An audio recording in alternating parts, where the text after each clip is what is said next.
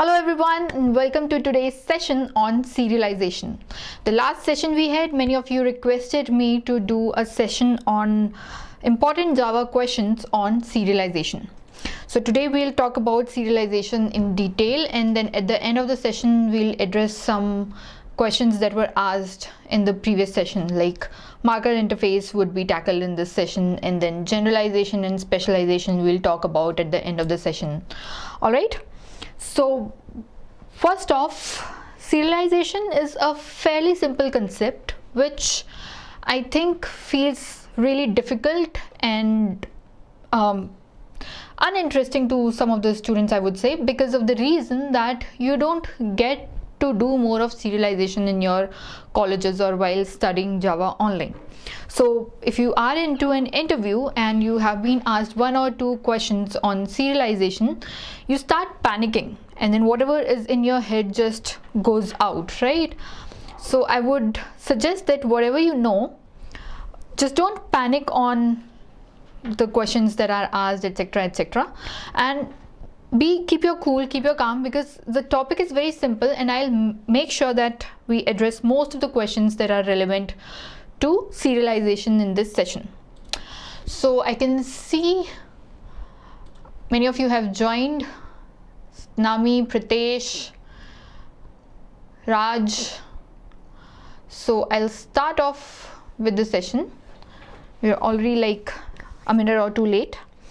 So the very first question that would be asked in serialization interview is, what actually is serialization? So what is serialization and deserialization is the first question that anybody asks in an interview, just to judge whether you are aware of the concept or not. So make sure that whatever answer you give to this question is very relevant and to the point, explaining whatever concepts are there in just a liner or two.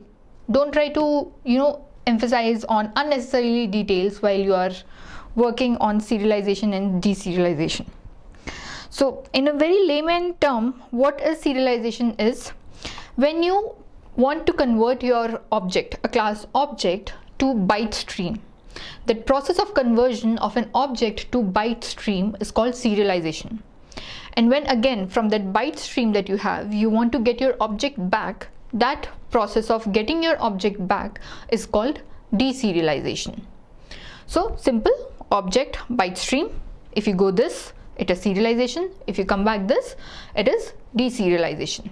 Now there are several nuances to this. How did this happen? Why do we need it? Etc., etc., which we'll look at in more detail through the session.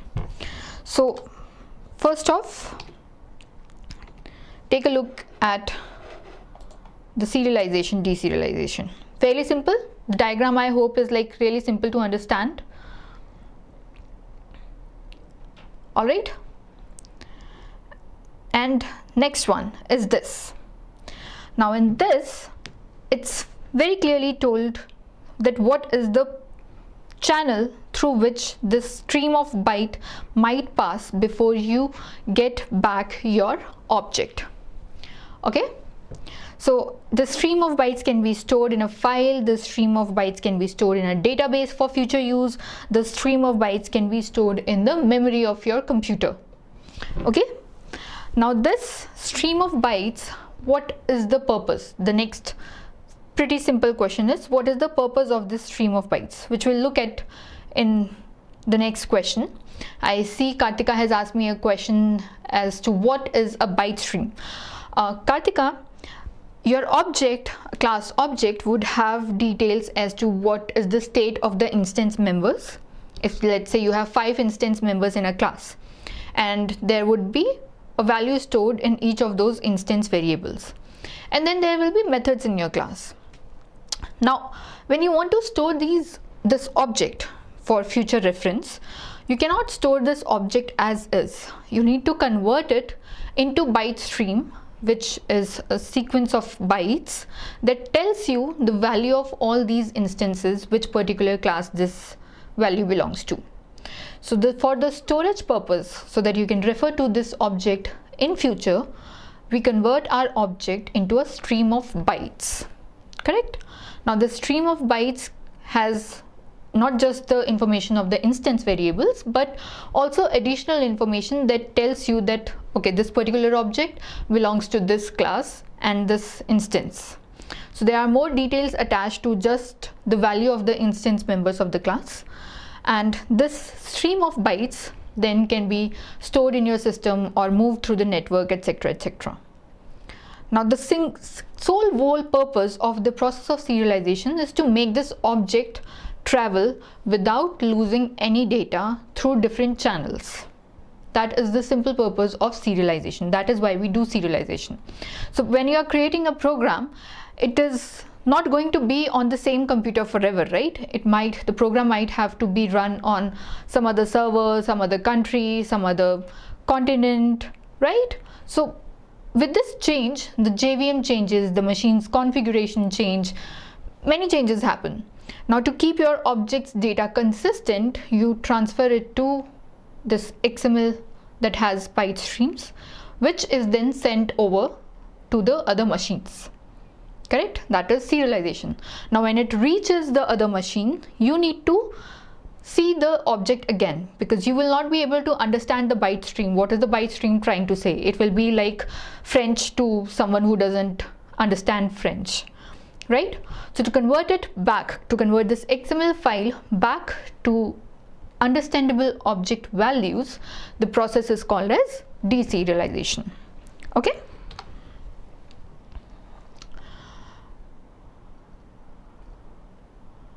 Okay, Kiran has asked me the difference between Java and Python. There are many differences between Java and Python, and they are alike as well in several contexts, but we'll talk about Java and Python at the end of the session. For now, let's focus on serialization. All right. So after this, serialization is now when you have to define it in an interview, how would you do that? Serialization is the process of converting an object state, including its references, okay, to a sequence of bytes. And deserialization is the process of rebuilding those bytes into a live object at some future time whenever required. When you have the need of this object again, you get it back. Okay. Vijay is asking how I convert byte stream. Vijay, there are functions that convert your object to byte stream and then get back your object from byte stream, that we'll talk about a little later.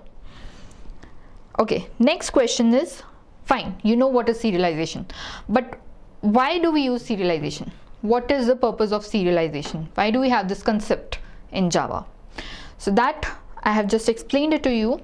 If you want to transfer your content, you want to persist the data, save the data of the program, or you want to transfer the data or exchange the data over network, over routers, over machines, etc. So that is another. And when you want to store user session in web apps, so you're using a web application and you want to store the session of the user. Let's say you have added a few bunch of products in your cart. All right, so the session should be aware that this is one user ordering products, so I keep it in the same cart. Those kind of session storage works. They're all part of this serialization, why the serialization is used. Correct? Okay, where serial version ID is used, Saurabh, that we'll look at in a while. I think 5th or 6th question would deal with serial version ID. Would you like to example the old technique before serialization? What do you mean by the old technique before serialization? Can you please, Mohammed, can you please elaborate your question? Okay, meanwhile, let me give you a very simple example of why this serialization is used. Let's say you go to an ATM machine and you withdraw money from the ATM machine. Now the ATM machine is just a hardware structure that houses your currency and certain programs that, you know, take care of your login ID, whether you have entered the correct password or not, so that you log in. Then it helps you navigate through whether you have to do a cash withdrawal or whether you have to do a PIN change, etc., etc., whether it's a savings account or it's a current account. So the program is on the machine. that tells you what to do when you are going to withdraw cash from ATM. Now let's say you give all your user details, your account ID, etc., your password, and the amount that you want to withdraw, and that cash comes out. Now this withdrawal information needs to reach the server where your account details are hosted, correct? So what this ATM machine does is it takes your user details that you have entered in when you put in your card and you gave your password, you entered your details, savings account or current account. So it took your account information and it took the money that you withdraw. So that becomes one whole class object. Now this class object, or if there are multiple objects in use, these objects are serialized, converted to byte streams, and in one go they are sent to the server where your account details are hosted, and then these details are debited from your account so that your account money remains consistent. Now what is the purpose of doing this with serialization?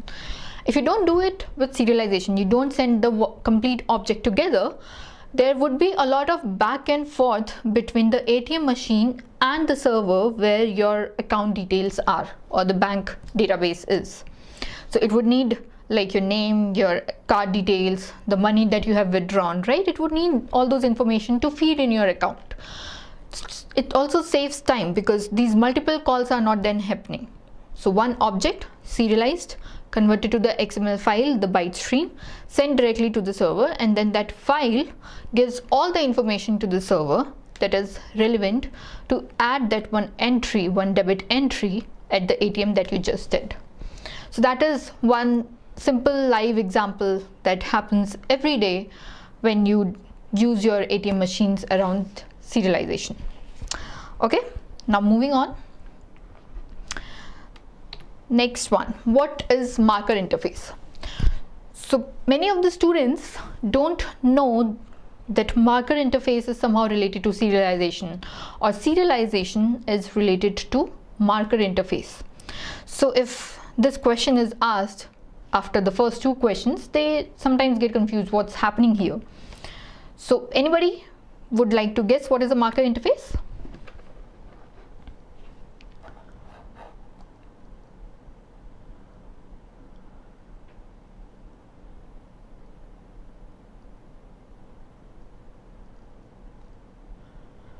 Meanwhile, Shubha Reddy is asking me serialization like copy the data from RAM to hard disk. Yeah, exactly.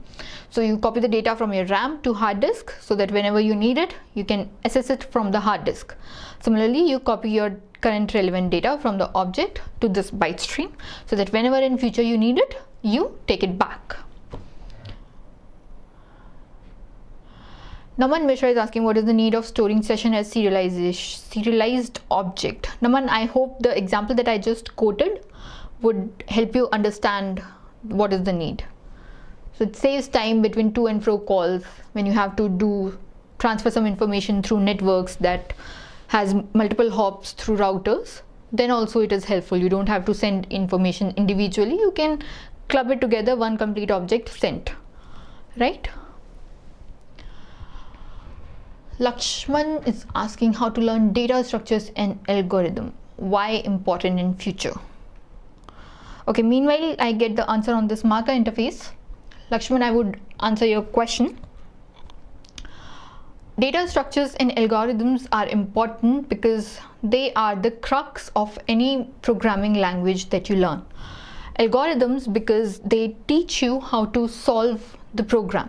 They are not in particular talking about any programming language, but they teach you how to approach your problems, what algos to use, how to solve problems faster. So there are time complexities involved, there are space complexities involved. You want something to be solved in quicker time, and sometimes time is not the constraint, space is the constraint.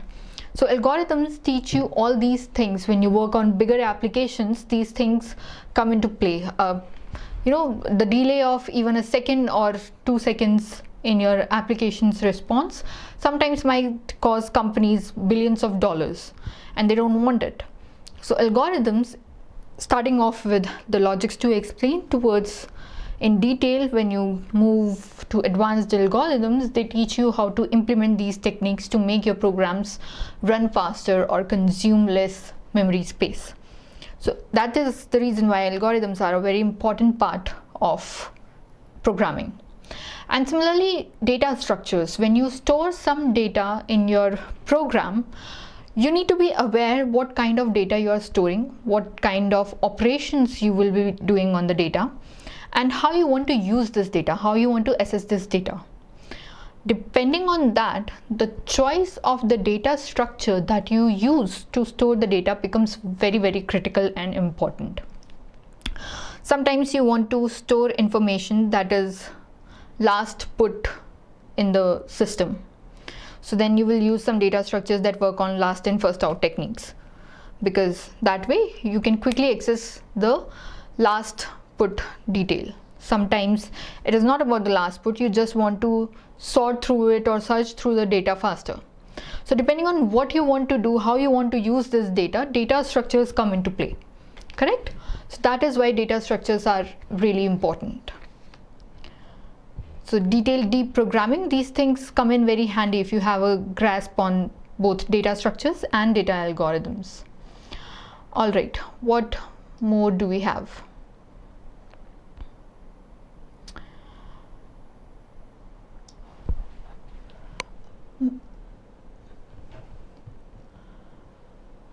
I've got plenty of answers on marker interface. Wow. Try converting to okay, interface without methods. Kartika, you're correct. Without any method, correct. And interface which has no methods. What are the advantages and disadvantages of serialization? There are no disadvantages to serialization, Rahul. It's just a concept. If you want to use it in your program, if you have the need to use it in your program, you use it in your program. There isn't any disadvantage as such to serialization. Shubha says without abstract methods. Shubha, marker interface is an interface without any methods, not just abstract methods. There are no methods in the interface, and in fact there is no data also, or instance member also in a marker interface. Neither any instance member nor any method. So an empty, totally empty, blank interface is called a marker interface. Okay, Darya says, I have one question that didn't answer from my superiors too. Marker interface doesn't have any methods. Okay, Darya, you can ask me the question that you have, but your marker interface answer is correct. It doesn't have any methods. All right, Saurabh has also answered it. Naman answered it. But how it works without method? Darya is asking how it works without methods. Okay, we'll look at it. Interface which have no methods and variables. Correct, Nandish? Used to inform JVM that classes implementing them will have special behavior. Yogendra, you are absolutely correct on this. It helps inform the JVM that any class that is implementing a marker interface would have some interesting or different behavior than the rest of the classes. We'll look at it in detail. Okay, hint to compiler. Byte stream derived from byte code which is converted by JVM. No, byte stream is not derived from byte code. Byte code is different, byte stream is different. Byte stream is simple stream of bytes. So whenever you convert your data into bytes, how it looks like, it's that. And byte code is what your JVM converts your program to. So they are two different concepts, don't mix them together. Okay. Lakshman is asking best book to learn data structures and algorithms. I don't think you will need, if you have online access, Lakshman, just go to online, start reading from any of the online tutorials that are there. PDFs are also available. Books are in fact also available. So go through them. I think the best book is the one that teaches you the best. The best book for me could not be the best book for you because you might not understand it. So try to, just scribble through or just glance through the books 2-3 books, see which language you understand better, okay, and then choose which book to pick. Do an online reading maybe, and then decide which one look. But I'll try and get back to you with the name of the books, with some 2-3 suggestions I'll give to you that might help you pick one. Okay, fine. So let's move on. Marker interface. Interfaces that have no methods declared in them, and these examples I have 2 here. Serializable and clonable are 2 of the interfaces that are provided by Java, which are 2 marker interfaces. So if you are asked, apart from serializable, is there any other marker interface provided by Java, it is clonable. There are plenty more, and these are used to signal to compiler or JVM that the object of the class implementing this interface must be treated in a special way. Okay, now what special way it is, that you get to know depending on what interface you implement, right? And this is java.io.serializable. You have to import the serializable and then mark your classes. So if you have class name, my serializable class, my serial class, let's say, so you say implements serializable. Now when you say implement serializable, that means now this class can be converted to byte stream. Okay, and one more thing, the objects of the class, this says here, the objects of the class implementing this interface must be treated in a special way. So how does marker interface help us? There is no method in there, there are no instance variable in there. What do they actually do? So marker interface simply mark the class. Okay, just give a tag to the class that okay, this class is implementing serializable. That means this class can be converted to byte stream. Now how it will be converted and how it will be converted back to the object, nothing is given in this serializable interface. It simply just tells that out of the 100 or 200 classes that you have in your program, if 72 classes are implementing serializable, that means only these 72 classes can be converted to byte stream. The remaining classes cannot be converted. So when you decide which data can be sent over to byte stream and which data cannot, you choose to mark it as implement serializable. Simple tag, right? Let's say you ordered 10 products from Amazon, and out of these 10 products you want to return 3 back. So you package them back and you just mark on it, return receipt and everything. So return on those 3 packages out of the 10 packages, so that you remember that those 3 are the packages that you have to return. Just do a marking, just a simple tagging. Similarly, a marker interface is a simple tagging to tell the compiler that this particular class will perform this particular operation. Like clonable class. If your class implements clonable interface, that means that the class can be cloned. And there is a class that doesn't implement clonable interface, it means it cannot be cloned. So just a simple tagging function is provided by the marker interfaces. And then later on you can specify that a class that implements the marker interface will perform in which particular way. Correct? So a class that implements serializable can be converted to byte streams. That is the simple logic why we need interfaces that don't have any methods or don't have any instance variables. What is the use? This is the simple purpose, the marking or the tagging, right?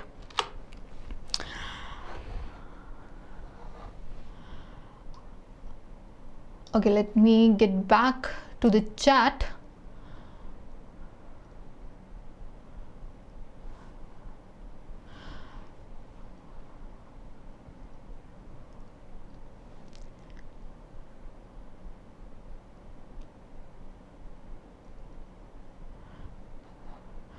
Okay, Jay is asking me what is the difference between two operators.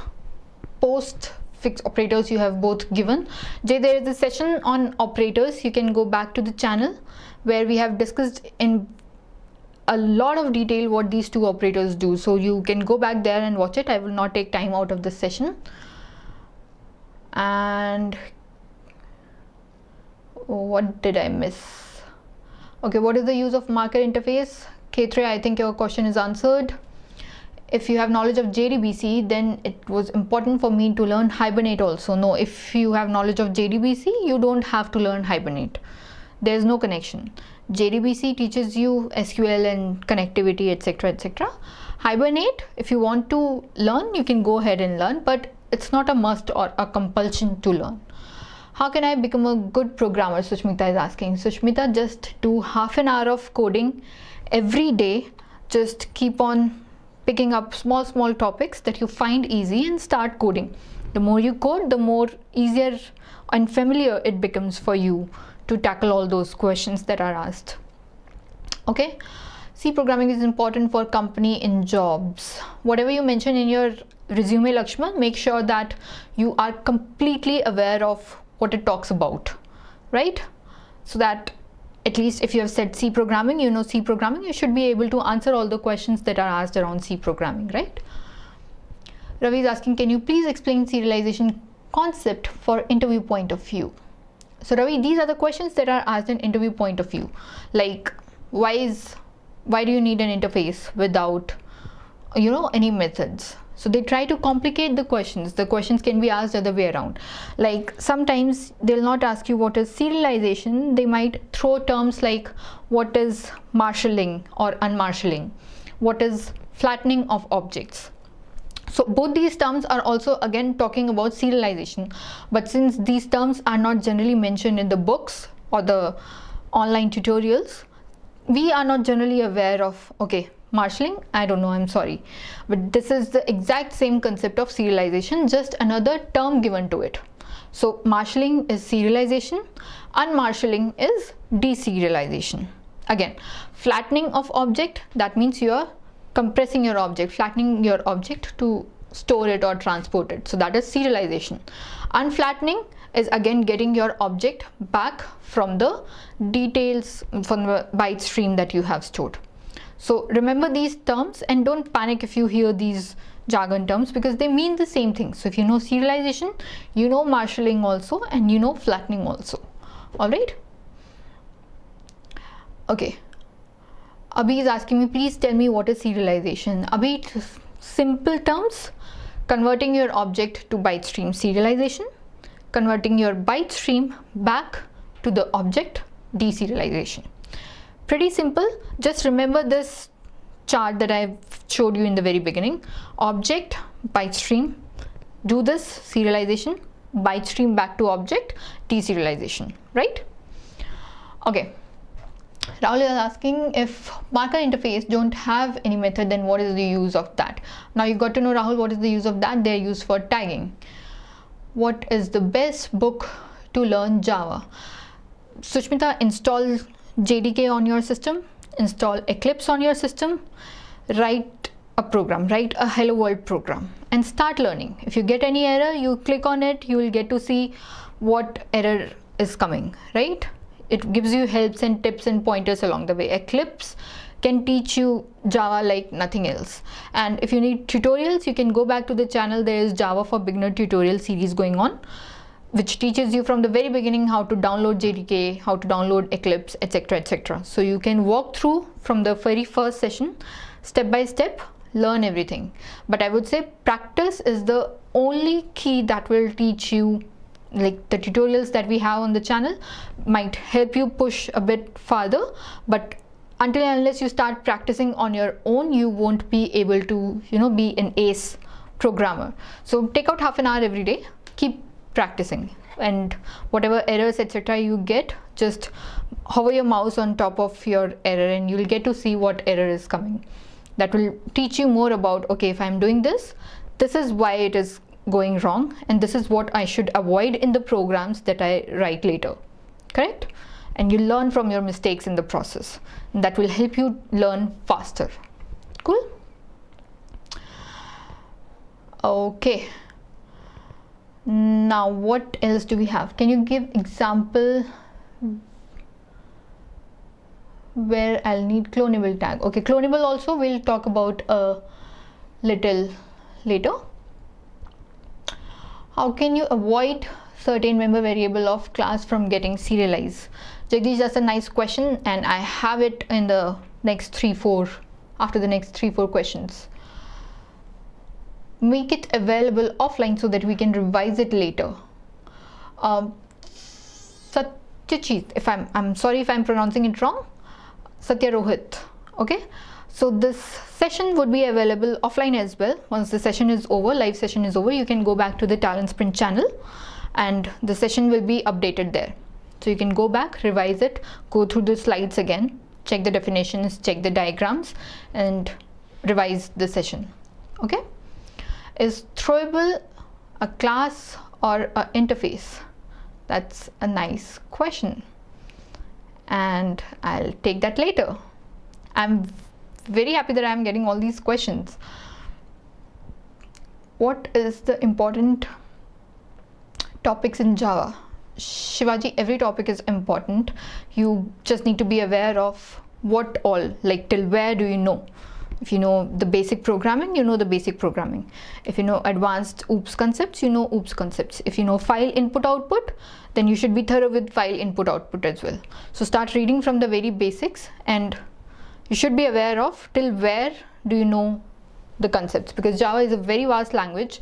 There's no end to learning. So you should be knowing where you stand so that you can explain yourself when you are sitting in an interview. What is the use of marker tagged interface? Just to tag your classes. That is what we just discussed.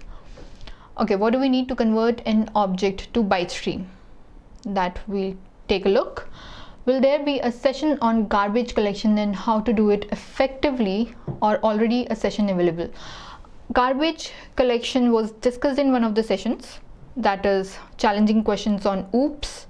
So you can go to the session, but it was just a brief discussion. There was just challenging topics in OOPS where I think garbage collections was also discussed, but we can take the topic up in more detail in any coming session.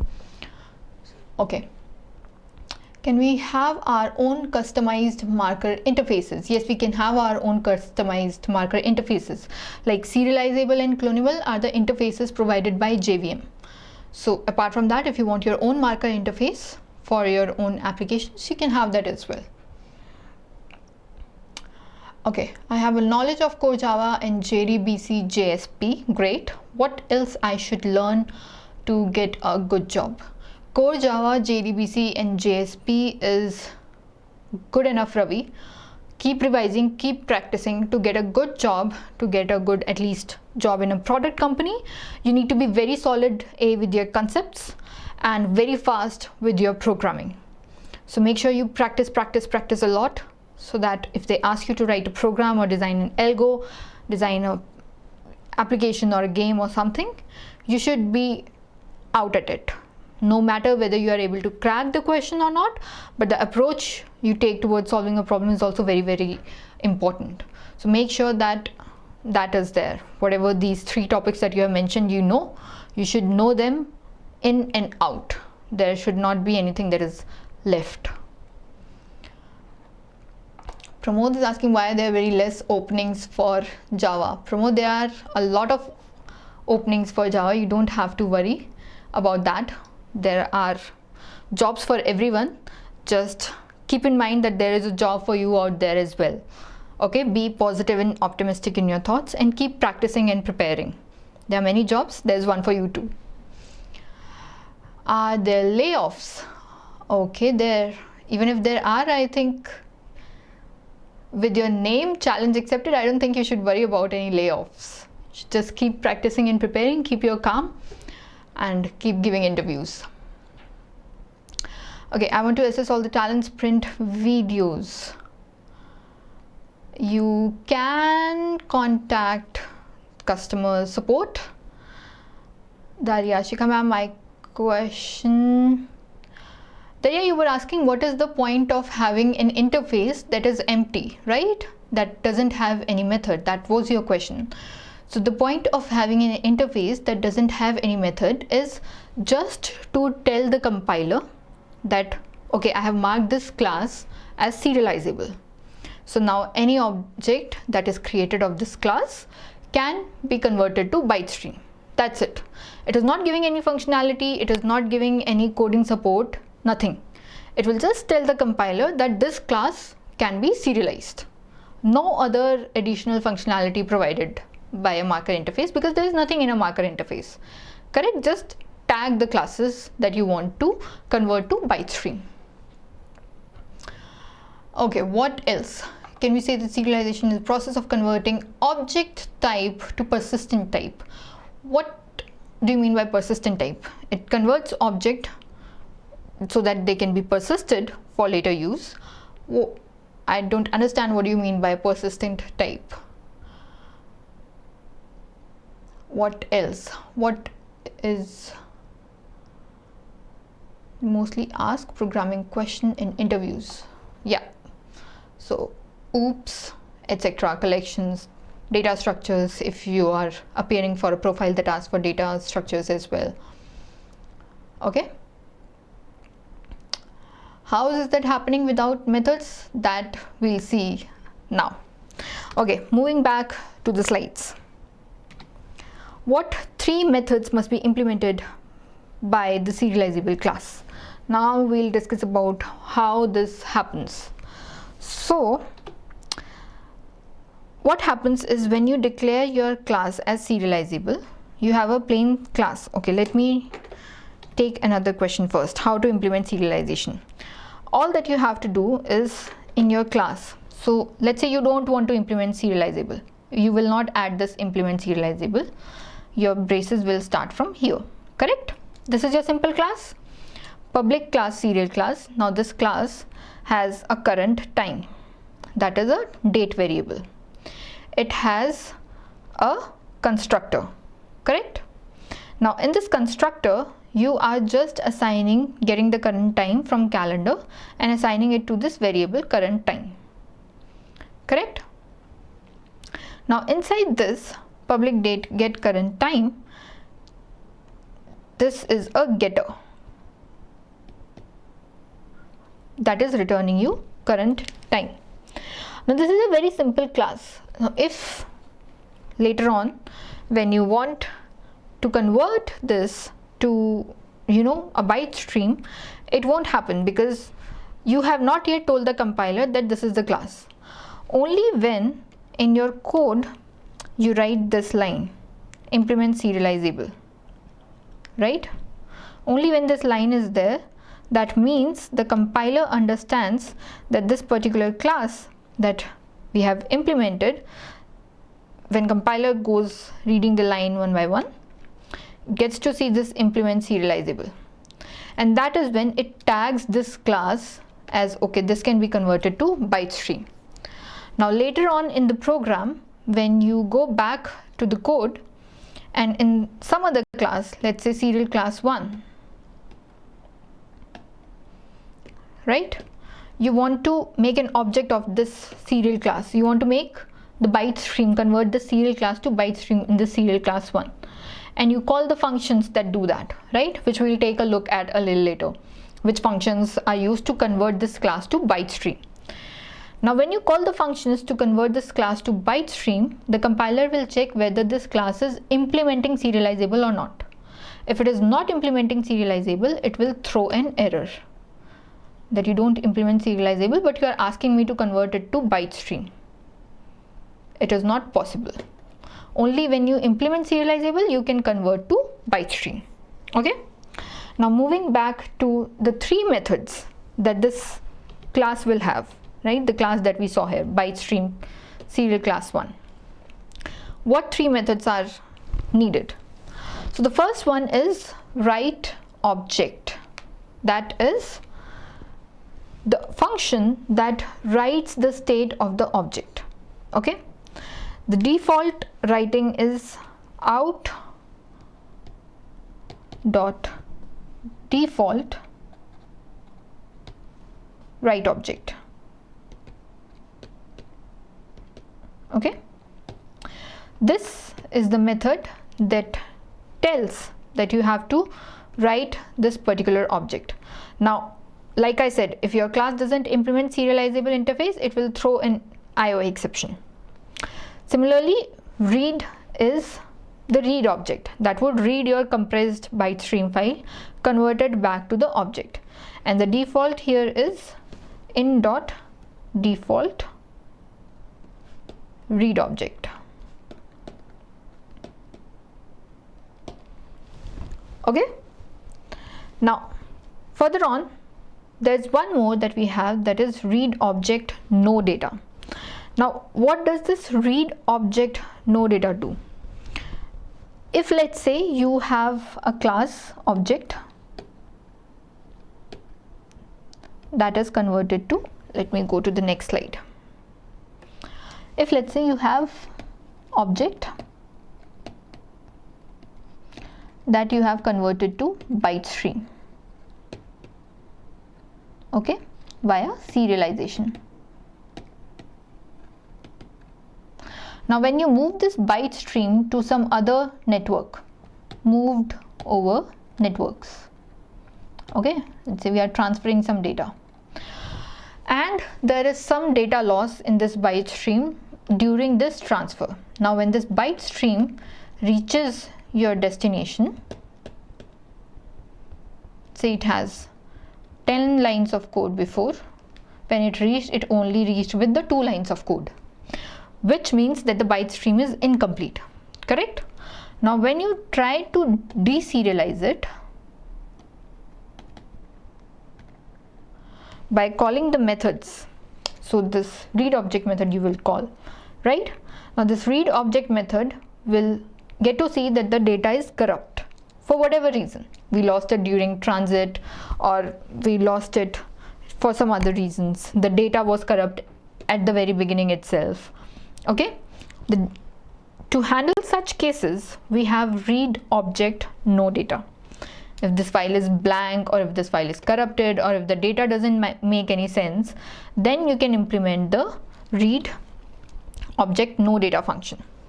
Now in this read object no data function, this will initialize the state of the object in the event the serialization stream is tempered.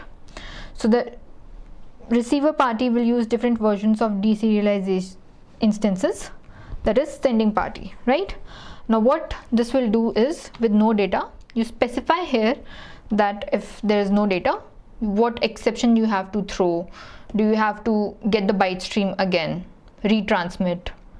Okay, whatever process you have to do, you can specify in that function. Fine, that is implementing serialization. Now moving on, so you see here in the class, when you implement serialization, you say new file output stream and the file name where the object will be converted and stored. So you have an object, you want to store it into a file, you will have a file name, correct? So you provide the file name where you want to store the object content, new object output stream, FOS, and write object. So we created the time object, we write that object into byte stream here. So the write object method came into picture. Close the output stream, and if any exceptions, you catch here. Similarly, when you are reading, you will have file input stream, and you will read it from the file name. You'll create a new object input stream again. Now this is while reading, okay? Object input stream, and then instead of write object, you will have read object, right? And again in the end, close. So this is simple serialization happening. This class that implements serializable, nothing else, and then wherever in your program you want to serialize any class, convert it to byte stream, you use the file output streams, object output streams, to convert it to a file name and write it to a file name. And when you have to read it, you create a file input stream, object input stream and read the object. Okay, now moving on. How not to serialize some fields in a serializable object. I remember one of you asked this question in the very beginning. Let's say if there are 10 fields in a class, but you want only 5 of them to be serialized. 5 are, let's say, private, the salary of an employee, the age of an employee, etc. In an employee class, there is some sensitive information about the employee that you don't want to be transmitted.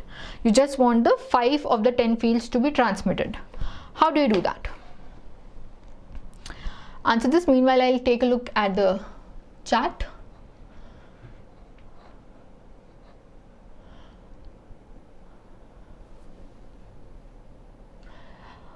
Okay, Lakshman is asking, C programming, data structures and algorithms is enough for job in product-based company like Google, Facebook, Amazon? Yes, it is enough, but it also depends on the profile that you are applying for. So if you are applying in product companies like Google, Facebook and Amazon, check the profile, the requirements. If they have a JavaScript requirement, they won't take you if you don't know JavaScript, right? If there is a C requirement, they will definitely take you if you know C, data structures and algorithm. But for any of the programming language, data structures and algorithm are like the basic must to crack the interviews of any of these Google, Facebook, Amazon product companies that you have mentioned. Okay, so Smita is asking, as a fresher, what programming language to learn and how to prepare for interview. As a fresher, Sushmita, you can learn any programming language you like. Since you are new to learning, you can pick up whatever you want. You can learn Python, you can learn Java, you can start off with SQL if that makes it easier for you to get into programming. You can start off with SQL or scripting, right?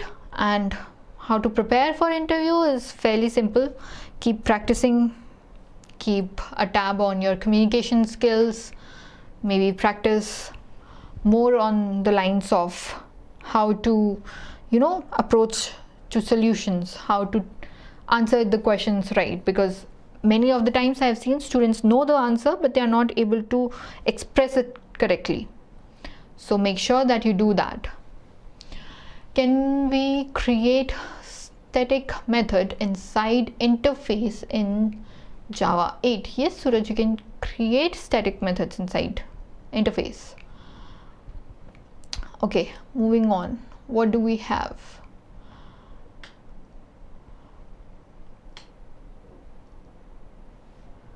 Fine.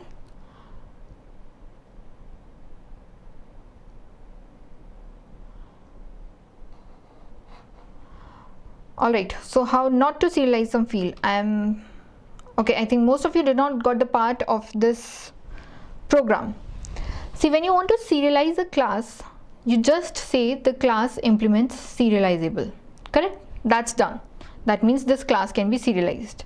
Now, whenever you want to serialize this class from inside another part of your program, you use input streams and output streams to write the data.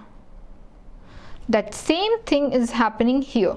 File output stream will write object to the file. File input stream will read data from the file and convert it back to object. Now moving on, how not to serialize. The question was that if out of 10 fields in your class, let's say you have an employee class, correct, that has 10 instance variables. You only want 5 of them to be converted to byte stream. The other 5 you don't want to convert. Okay, how do you do that? You make those instance variables as transient. So any instance variable that is marked as transient will not be converted to byte stream when the object is converted to byte stream. Okay, and remember, whether your instance variable is private or public, this is also one of the trick questions that is thrown, or protected. It just doesn't matter what is the SS type. If the class is serialized, all the instance variables, whether that be private, public, protected, all of these will be serialized and converted to the byte stream. Only those that are marked as transient will not be converted to byte stream. Okay, next up, so this transient. And one more thing is, if you don't want to mark your variable as transient, another way to do is, in your class that you don't want to be serialized, you override the write object method.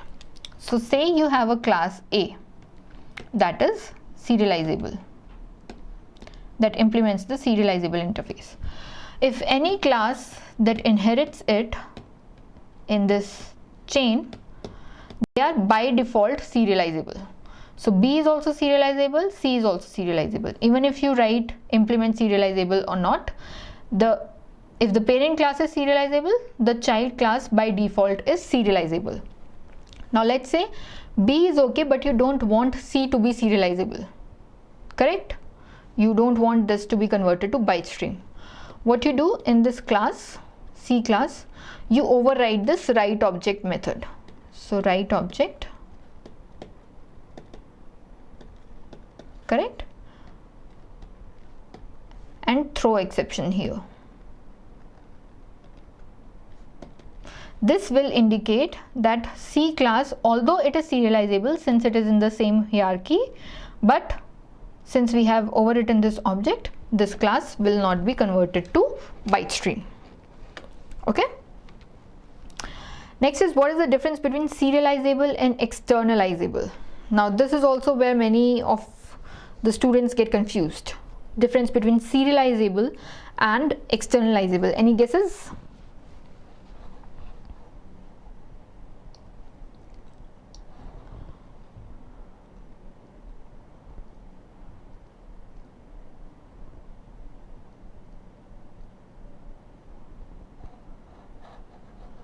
Difference between, okay, serializable we have seen so far what it does. What is the use of externalizable?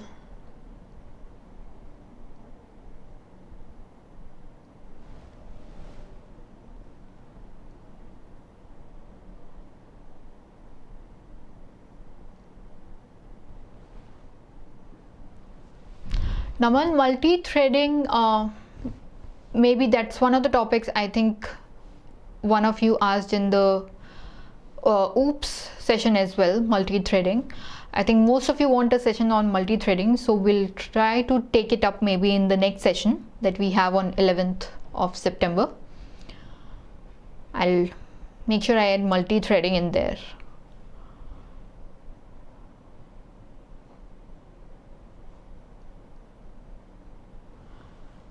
Bean class can have a public instance member also. Use private, I guess. Amandeep, can you please ask your question, frame your question in another way, because I'm not able to understand what you're trying to ask. Bean class can have a public instance member also. I always use private. I guess my tutor sucks. Okay, I'm pretty sure your tutor doesn't suck. Can't be that bad. Can have private also. The purpose of Bean is to have private also. So yeah, I think all these concepts that are relevant to Bean classes and what can be used, what cannot be used, I would say to all of you, practice a lot. When you write a program, you will get to know what you can do and what you cannot do, right? And when you see it in action happening right there in front of your eyes, it will be easy for you to recall when you are in an interview or when you are writing a program somewhere in some exam. So make sure half an hour, guys, give to programming. If not half an hour, let's say you have only 15 minutes during the day to sit down on your laptops and practice. Give those 15 minutes. Just take one program, write one program every day. That should be more than enough to get your programming better. Shubha is saying externalizable don't have marker interface. Shubha, externalizable is also a marker interface. This is also another marker interface. So that is wrong.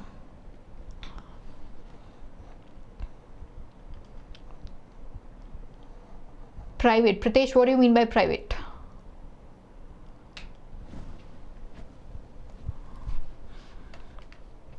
Any other answers? Any other shots at externalizable?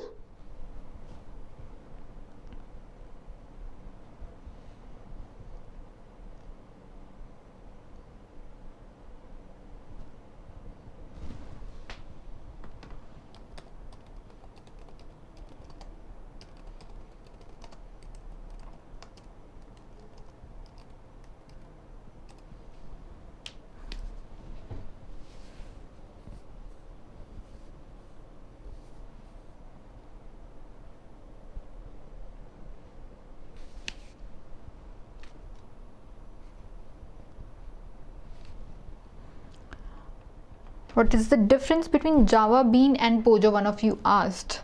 So all Java Beans fall under the plain old Java object category, but all plain old Java objects don't qualify as Java Beans. Alright? A Java Bean follows certain conventions, the getter setter naming, how it should be, public default constructor being serializable, etc. So there are certain Java Bean conventions. If a class follows those conventions, it is called as a Java Bean. Now a plain old Java object is not as rigorously defined as these conventions. It is simply a Java object that doesn't have the requirement to implement a particular interface or derive from particular base class. It's any simple Java class. So that is why all beans are plain old Java objects, but not all plain old Java objects qualify as beans. Alright, so moving back to externalizable, Amit has answered it provides custom serialization. That's correct, Amit. Externalizable provides custom serialization. Jagdish has also answered externalizable interface was not actually provided to optimize the serialization process performance. Okay, I'll get back to that later.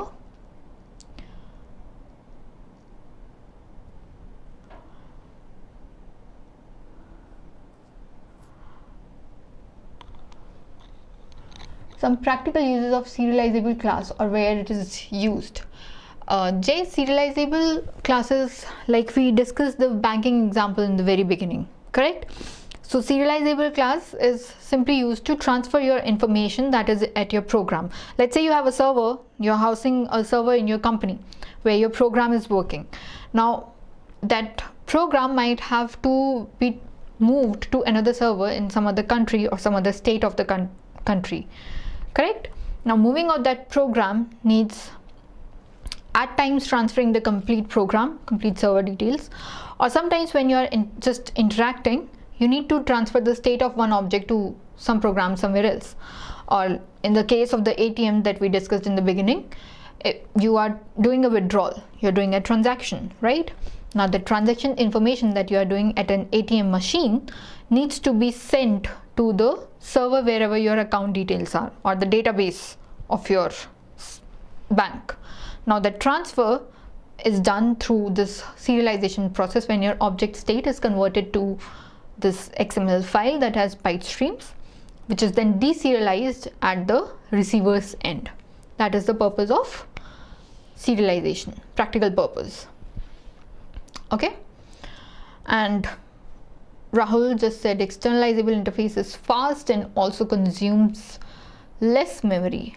Rahul, that depends on the usage. Okay, let's get back to externalizable, guys. Okay, so in case of serializable, the default serialization process that we have so far seen is used. You say class implements serializable, correct? And that's it. This class is serialized. Similarly, externalizable class implements externalizable. That means that this class is externalized. Now what is the difference? In case of externalizable, custom serialization process is used, which is implemented by the application. Now in serializable case, what happens is you just mark it implement serializable. Rest everything is taken care of by the JVM. How this class is then converted to streams, and then how deserialization happens, etc., etc., everything is taken care by the JVM. But when you do externalizable, you can specify everything on your own in the application itself. How do you want it to be converted? Do you want something to be saved, something to be deleted, something additional? Whatever details you want, you can specify when you are doing custom serialization.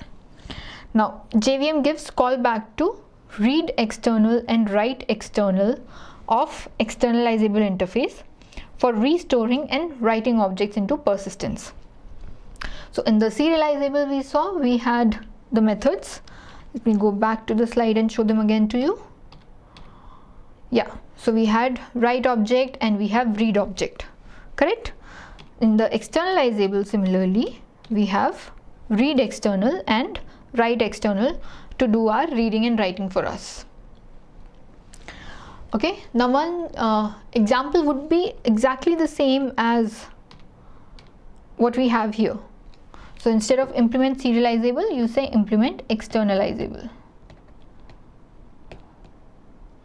That means now this class becomes externalizable.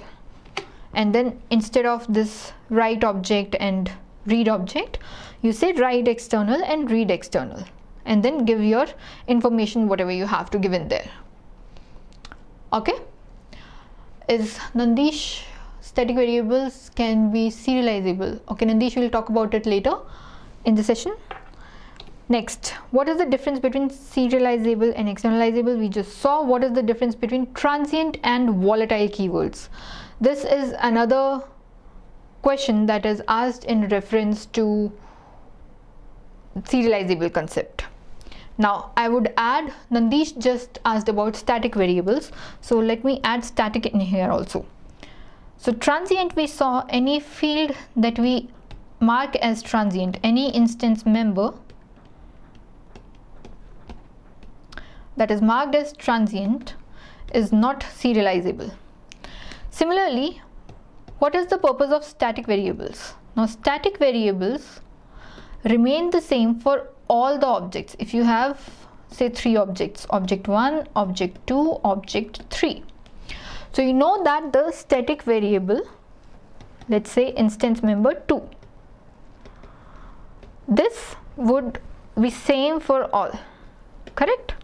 Object 1 would also use this, object 2 would also use this, object 3 would also use this. Now in serialization, what you are doing is you are saving the state of this object. Now if you are saving the state of object 1 and let's say object 3, 2 objects you are trying to serialize. Now for both these objects, static value would remain the same. So that means that there is no point of first serializing it and then deserializing it, correct? That means whenever you are deserializing, you can simply say that mark static to whatever value you want to mark it as, because it's the same for everything. There's no point of, practically there's no purpose and there's no point of making your static variables as movable. So static variables are also not converted to byte streams. And finally, volatile keywords. So transient keyword is used along with instance variables, okay, to exclude them from serialization process. Now the volatile keyword in Java is used as an indicator to the Java compiler and thread that do not cache value of this variable. So whenever you are running your program, whatever data your program needs, some of it is in the cache, the rest of it, the major chunk of it, is in your memory, main memory, right? So whatever is currently in use in SS, whatever you want, goes in the cache, rest goes in the main memory. When you mark a keyword as volatile, that tells the compiler that this particular keyword or this value should not be in the cache. It should always be in the main memory. So always read the value from the main memory. So if you want to share any variable in which read and write operations are atomic, that means if you are performing a read operation, the write should not be allowed. That is what atomic means, correct? So any data that is atomic in nature, by implementation, you can declare them as volatile, so that whenever you want to read, you take it from the main memory. Whenever you want to write, you again take it from the main memory itself. Okay? And transient keyword cannot be used along with static keyword, but volatile can be used along with static. So you can say a keyword as transient instance member like this, instance member 1, but this is incorrect. Transient static instance member 1. This cannot be done. Transient cannot have static along with it, but volatile can. So if you say volatile static instance member 1, this is correct. Okay, that is the difference between transient and volatile, guys. So both are telling what kind of properties or operations you can perform on the keywords. Okay, now moving on, what is serial version UID? So someone asked me about serial version UID as well in the beginning of the session. Any guesses on what is serial version UID?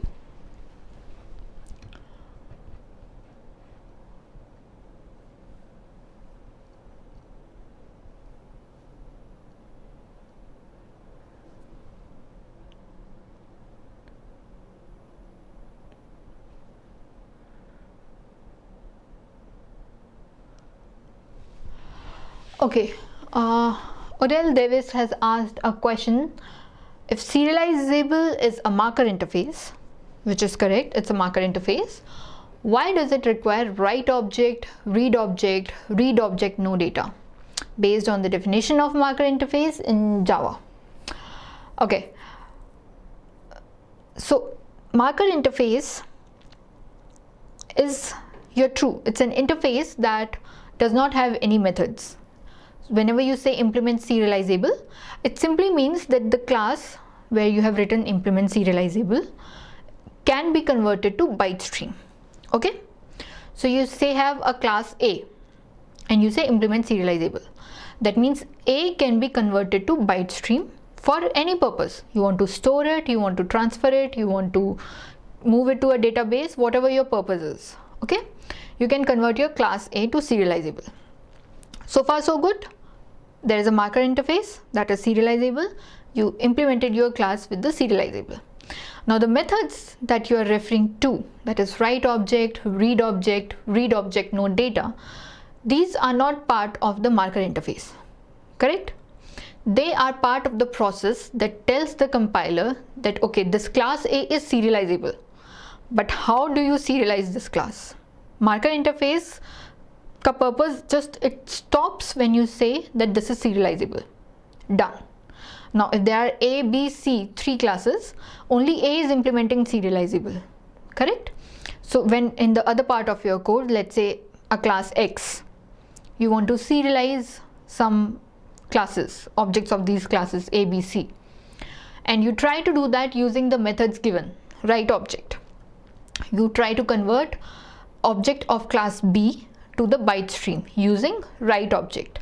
That will throw an error because B is not marked as a serializable class because it is not implementing the serializable interface, but A is implementing the serializable interface, correct? So when in this class X you try to convert the object of class A to the byte stream using write object method. Conversion process, you need a method. So using write object method, you convert the object of class A to byte stream in class X. That will not throw an error because our class A, we have told our compiler that this particular class is serializable. So boss, let me convert the object of this class to byte stream using this write object method. Correct? Now, it's not magic that automatically you just say marker interface, it will convert. No, you say marker interface, it will simply tell that this can be converted or this cannot be converted. Similarly, at the receiver end, when you are trying to convert it back, what is happening is you got a file with the byte stream. Now you need to extract the data back, right? Let's say you have a class Y in which you are trying to get the data back. Now in this class Y, you will have to use the second read object or read object no data method to get the data back, to get the object back out of your file. Fine?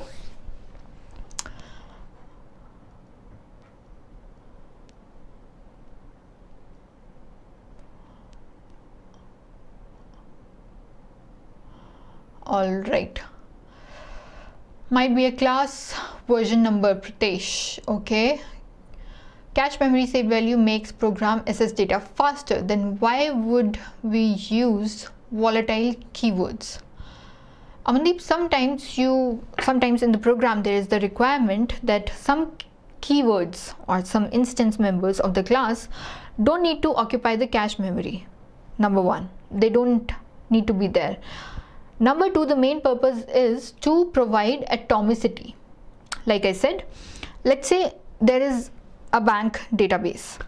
Now you are doing a withdrawal and at the same time someone else is doing a credit in your account.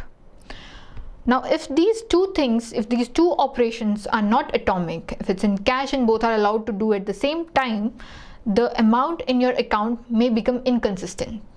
Correct? Or let's say we have a 64-bit data, we have a double value, right? And when we are writing this double value, the first 32 bits are written, but the next 32 bits are not yet written. And at the same time, someone performs a read of this 64-bit data. So what will happen is, you'll get the first 32 bits, the new bits that are being written, and the next 32 bits are still the old bits.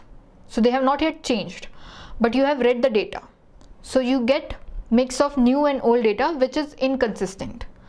So for cases like this, when you want atomic data, when you want that only one operation at a time should happen on your data, you mark your keywords or instance members in these cases as volatile members. So only one operation, data is in main memory, one operation access it, put it back, other operation access it, put it back.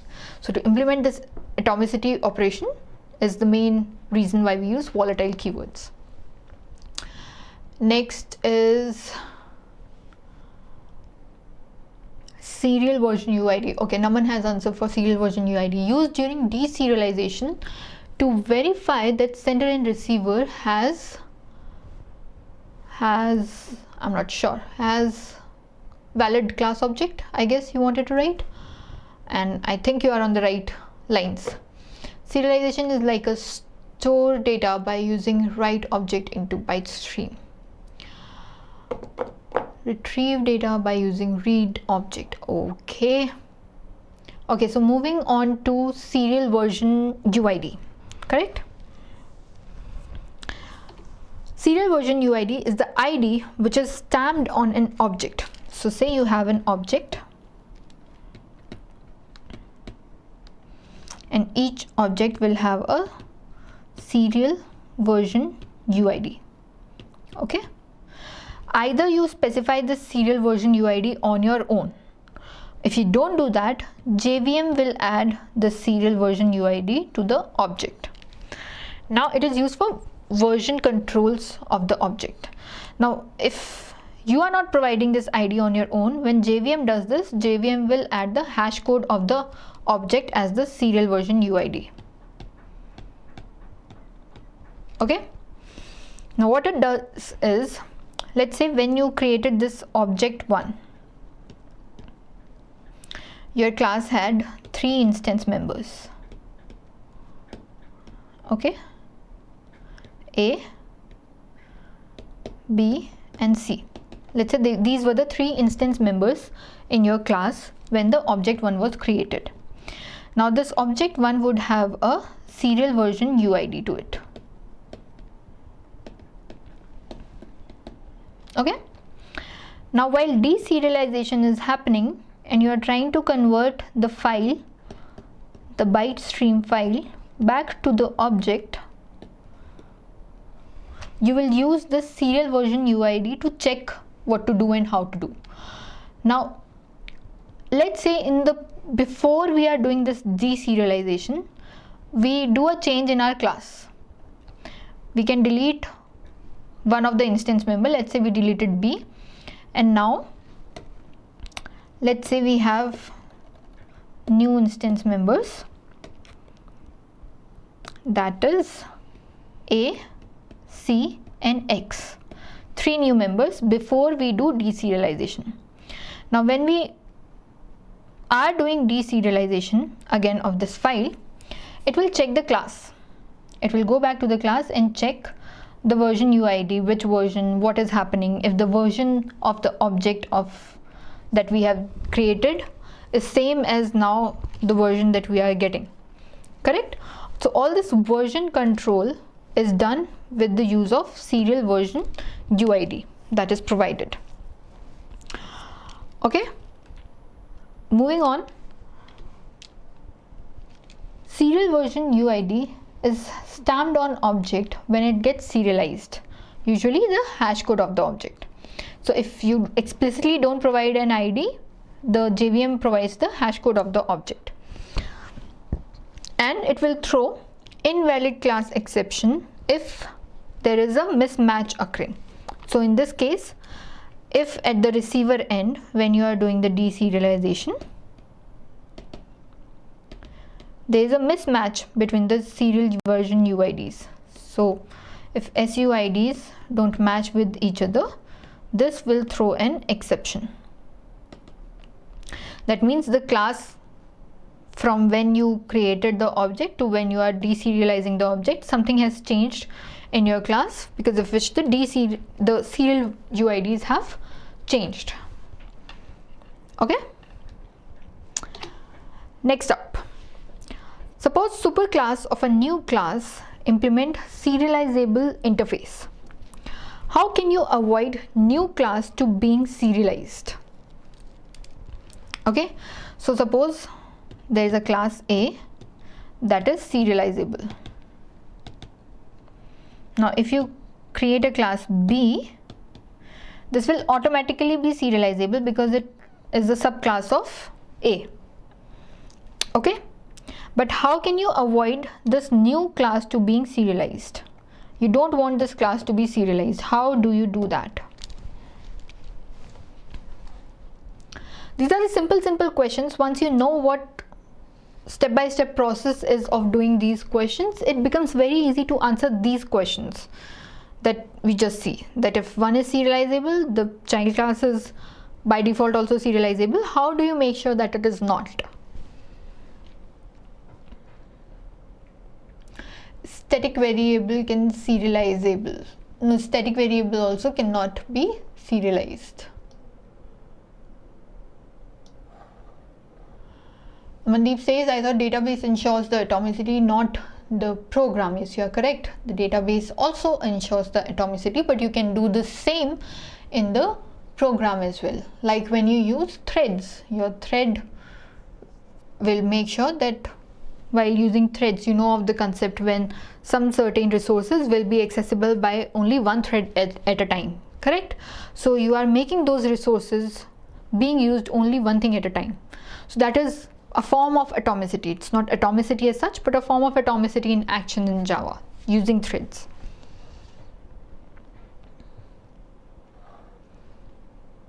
Okay, so to avoid Java serialization, you need to implement the write object and read object method in your class, and need to throw the not serializable exception from these methods.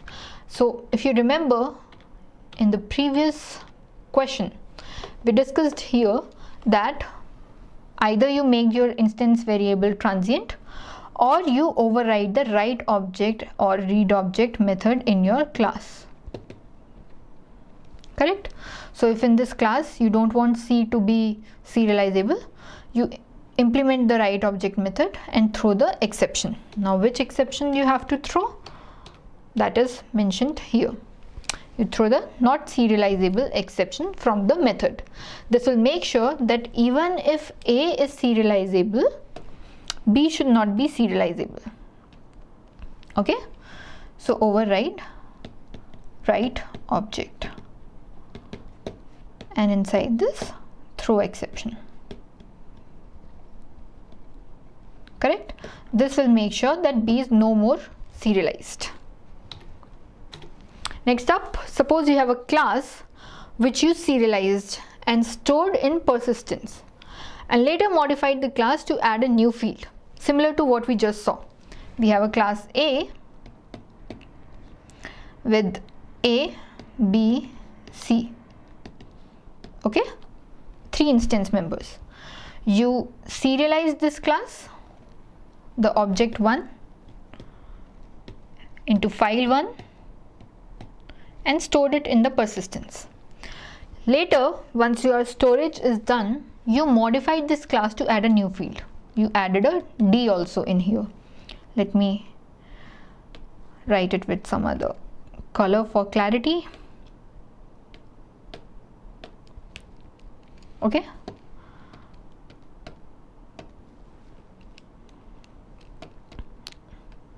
Alright, now I'm not able to write. So let's say we have D also in this class A and later modified that class to add a new field. We add a D here. What will happen if you deserialize this object already that is serialized? So file 1 has A, B, C when it is serialized, but now a D is also added, correct? Now when you deserialize it, what would be happening?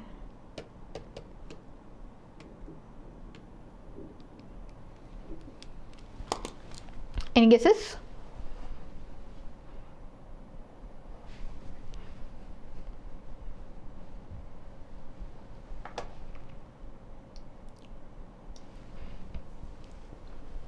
How can we avoid, or what will happen?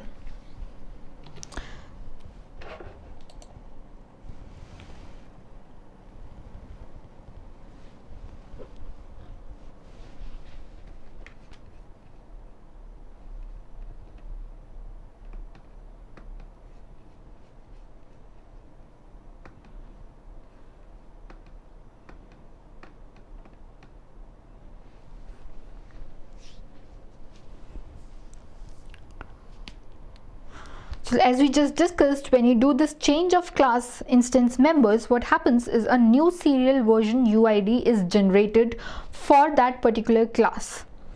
Now your file 1 would have an older version UID. The new class, when you are trying to deserialize it, will check for a new serial version UID, and since there will be a mismatch, an invalid class exception would be thrown here. Okay. Next up, what are the compatible changes and incompatible changes in Java serialization mechanism? That's a fairly important question which many of us don't know. What do you mean by compatible and incompatible changes in the Java serialization mechanism?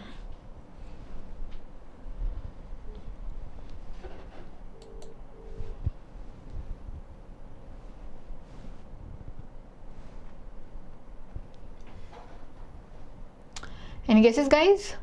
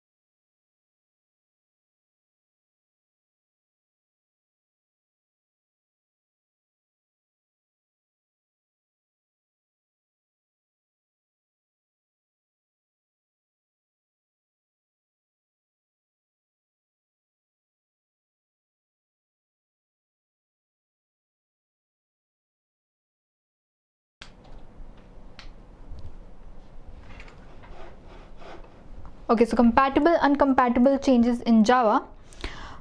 What do you mean by compatible changes? All the changes that can be dealt with while serializing an object or deserializing an object are called compatible changes. For example, Java serialization specification, when you add any field or method, comes under compatible change. You can add a new field to the class or a new method to the class. Those changes are compatible changes. But when you change the class hierarchy, for example, let's say you said A, B, C are three hierarchical classes and you remove B from the middle. So A and C become two individual classes. You have changed the hierarchy of the class, okay? These changes become the non-compatible changes in your serialization. So there are changes that can be dealt with, for example, class, field addition, etc., etc. There are changes that you cannot deal with. Those are the uncompatible changes. Okay. Now, further moving on to one more topic I wanted to discuss that you guys asked me in the previous session was generalization and specialization. Okay, so what do we do in generalization and specialization? Let's say you have two different classes. Let's say, for example, take a random common example. You have a motorcycle and you have a bicycle. Two different entities altogether, but both of these entities would have some features that would be common, right? Since both are two-wheelers or about the speed, etc., etc., there could be some features that can be extracted out of the both two-wheeler category, and a generalized class can be made that is for a two-wheeler class. So when you do stuff like this, you take two individual classes, you see that there are properties in common in both these classes. So to make sure that the common properties stay at one place, you take those two classes and make a generalized class out for both of them. That is the two-wheeler class in our case. That process is known as generalization. Now, what do we mean by specialization?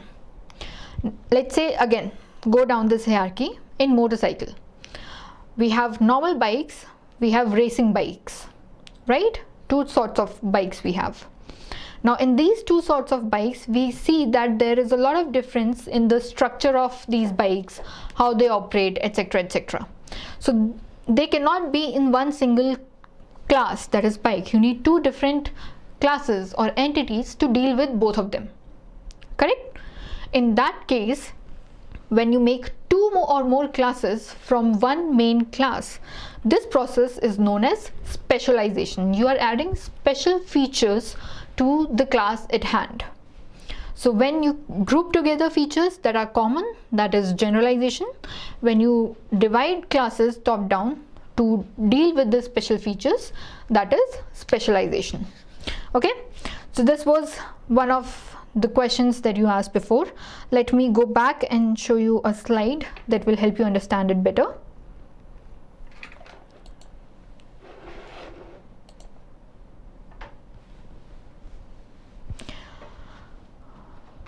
So you see this diagram, we have some freight, some property that has to be transported. Okay, so the freight will have identification, will have weight, it will have some ID number. Now this piece of cargo, we have one more class, that is degree of hazardness, and then piece of luggage. So when you generalize, you make properties combined together that are common to both, that is generalization. And specialization is the same thing top down.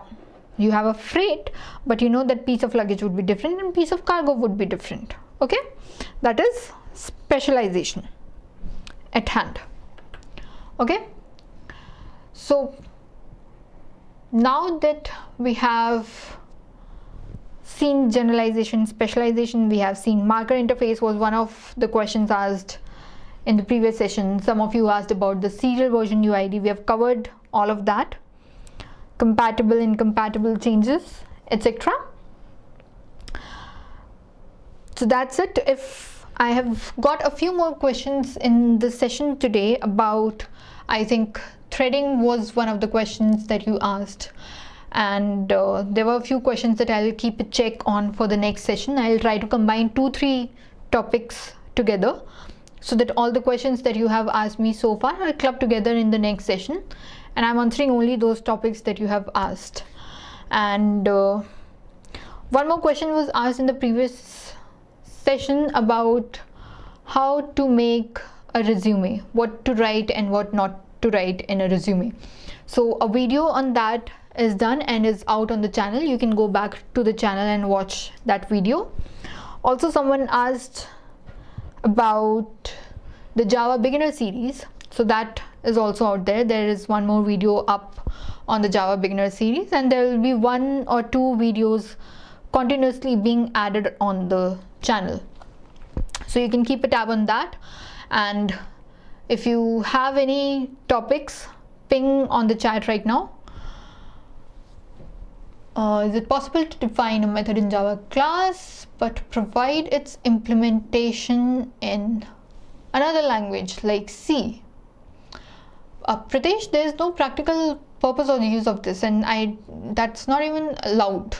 If you have a method in Java class, you would want to write the method details or the method body as well in Java. Okay, Arun Moli is asking me, for C, C++, can you take a class? Arun Moli, the previous session or the one before that was a C, C++ session combined. If you have not seen that, you can go back to it, watch that session, and if there is any particular topic in C, C++ that you are looking at to address, just leave a comment down below on that video that this topic you want this topic to be addressed in the session. Once I have like 3-4 topics that I can club together in a session on C, C++, then I'll take up a C, C++ session. But since most of you are asking me questions around Java, I'll try to take it up. Like serialization was one thing asked in last session, and generalization, specialization, marker interfaces, all these things were asked in the last session, so I clubbed them together in the session today. Where do we conduct classes? Naman, we have our center in Gachibowli, PSR Prime Towers, so you can walk in if you can. Otherwise, there are live classes. Watch the live classes, maybe join online classes. You can get more details if you call upon the customer care. Okay, Shubha Reddy is asking for collections. Fine, we'll take up collections. Can we use database in C? Okay, database, many of you, I think at least 3-4 times I have seen you guys asking about SQL and database. So if you want one complete session dedicated to SQL and database, we can maybe do that sometime next month. Take up basic queries of how to access a database, how to read-write data into database, how to create tables, etc. So that one session can be done. So Priya is asking me overview of serialization in Java. Okay, let me go back to the slides for that. Let me just walk you through very quickly through all the questions that we have seen. Okay.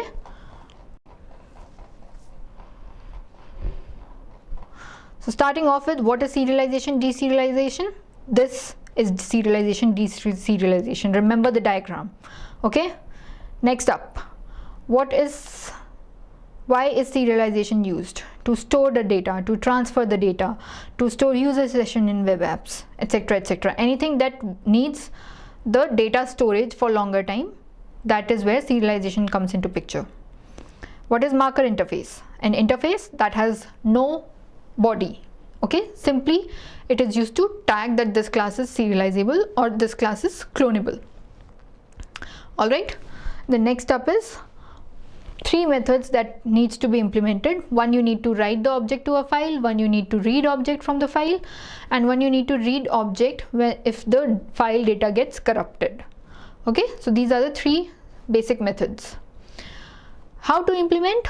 Simple, mark your class as serializable, implementing serializable. Okay, and then in the try catch block of your program, whenever you want to convert it to output stream, do it this way. Then serialize, how to not to serialize some fields. There could be a case when you don't want to serialize some fields, you make them transient. When you don't want to serialize the class, you override the write object method. Okay, then difference between serializable and externalizable. Serializable is implemented by JVM. Externalizable does the same thing as serializable but implemented by the application. So you specify what you want to do and why you want to do it.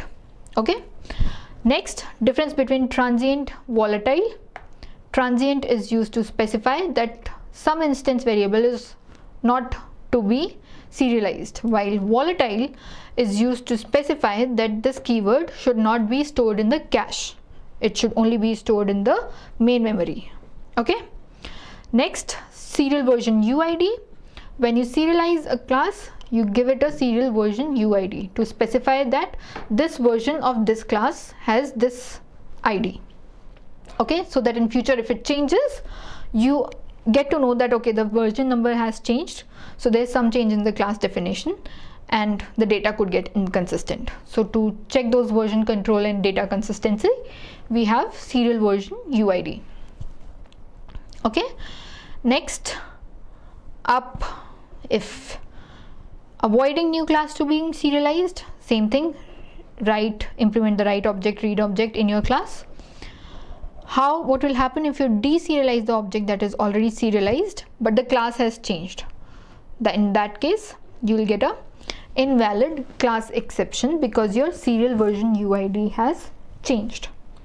Okay, and then compatible, incompatible changes. Changes like adding a field or method are compatible, while changes like changing class hierarchy or unimplementing serializable interface are the incompatible changes. And then finally, generalization, specialization. Just take a look at this diagram for a second and you will get to know. Recall what generalization, specialization is.